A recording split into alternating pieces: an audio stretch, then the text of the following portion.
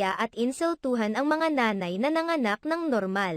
Umaani ng samut-saring reaksyon at komento mula sa mga netizens ang ibinahaging Instagram post ng komedyanteng si Pokwang kung saan sinasabing pamamahiya umano sa mga nanay ang caption niya sa ibinahaging larawan ng banana bread.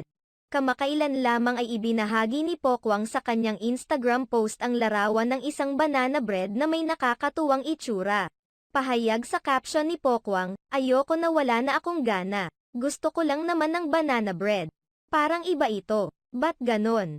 Agad namang napagtanto ng mga netizens na iba ang pinapahiwatig ni Pokwang sa ibinahagi niyang larawan. Maging ang ilang mga celebrities ay napareact rito dahil tila alam umano nila ang nais sabihin ni Pokwang. Samantala, may isang netizen ang nagsabi na ipadala umano ni Pokwang ang nasabing banana bread sa kanyang ex na si Lee O'Brien, na hindi